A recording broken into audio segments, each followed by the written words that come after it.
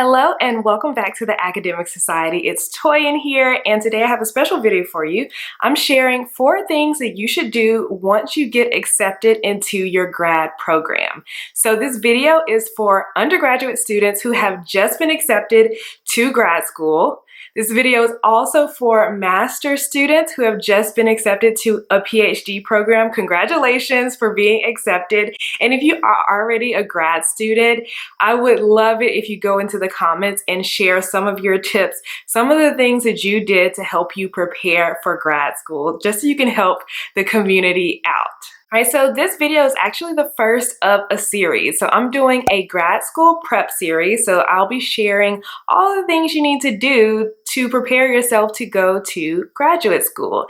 And this video is sponsored by my new grad school prep course, where I teach you all of the mindset, time management, and productivity skills that you need to succeed and excel in grad school. And so if you're interested, I actually have a free training called 5 Reasons that students are underprepared for grad school and how to prepare yourself. And if you want to know those 5 reasons and how to not fall into those 5 pitfalls, definitely check out the free training. You can just go to the academicsociety.com/prep and you will get all of the info and you can watch that training. So I'm Toyin. If you're new here, I'm the founder of the Academic Society. I got my PhD in math. I landed my dream job as a lecturer at a university, and I also create these videos where I share grad school advice as well as share my academic life. So let's go ahead and jump into the topic for today. So again, I'm sharing the 4 things that you should do after you get your acceptance letter and commit to a grad program. So let's get started with number 1. Number 1 is to show gratitude and actually thank the people that helped you get where you are and helped you to get to this next step in your life. So these people could include the people who wrote your letters of recommendation. They could be your mentors, maybe your professors or old teachers, friends and family, anyone who had a hand in helping you to get to grad school. It would mean so much to them if you took the time to thank them. So I actually think a handwritten letter, or if you don't have their address, an email would be great. Pro tip, I love going to TJ Maxx to like the paper goods section. They have all this awesome stationery and you can write a nice little thank you letter on that stationery. All right, so the second thing that you should do after you get accepted to a grad school program and you commit to the one that you're going to is to read all of the student information.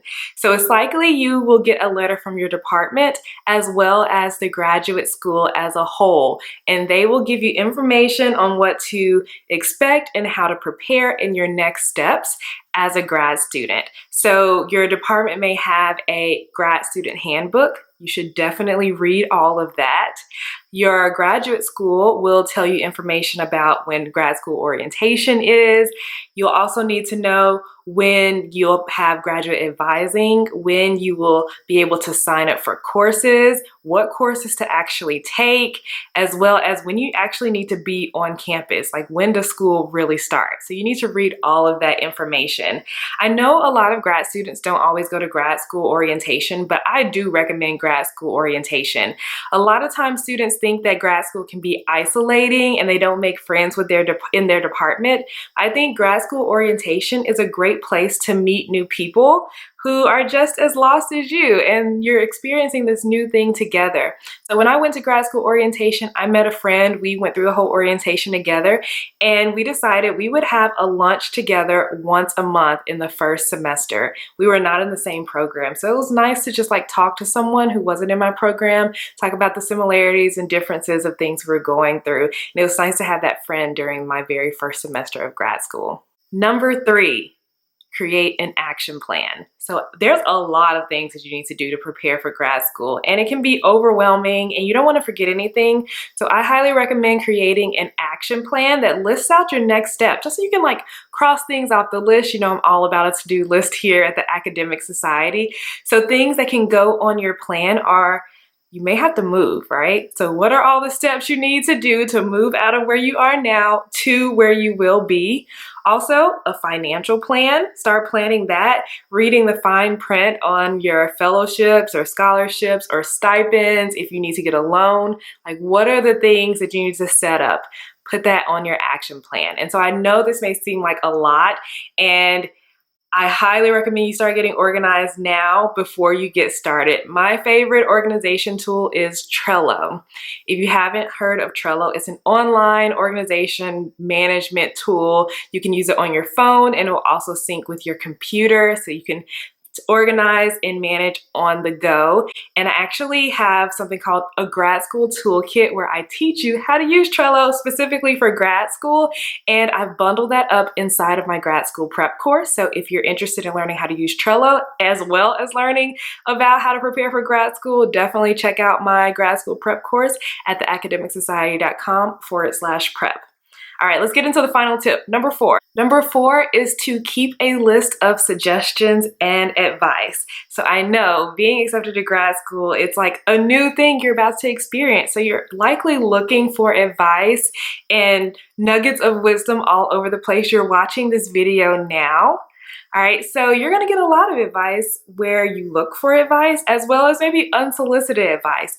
And all of this advice may not be relevant to you right now. It may be relevant to you later down the road once you've gotten a semester or two under your belt in grad school.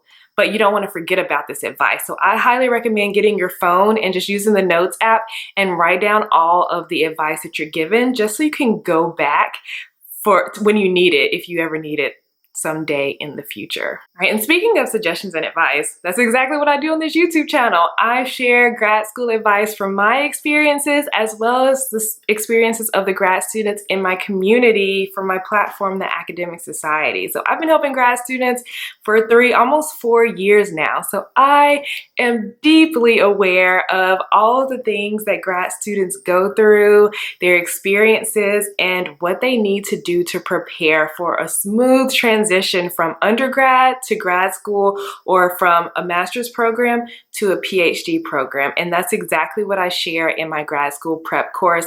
I share all of the mindset things because grad school, you need a strong mindset for grad school. So I tell you how to do that and what things to prepare for in the grad school prep course. I also teach you time management skills and practical things that you can implement weekly and daily to help manage your time, as well as productivity skills and how to be productive and actually get work done when you say you're going to get work done. All right, I share all of those things because I believe those are the 3 main things that you need to succeed and excel in grad school. All right, so if you're interested, you can watch my training for free at theacademicsociety.com/prep.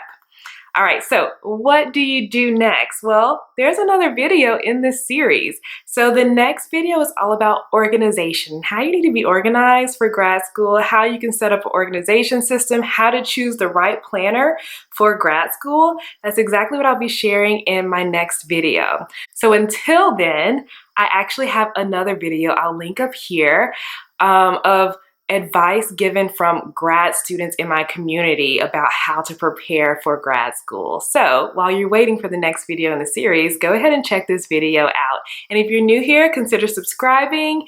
And thank you so much for watching. Have a wonderful day. Bye.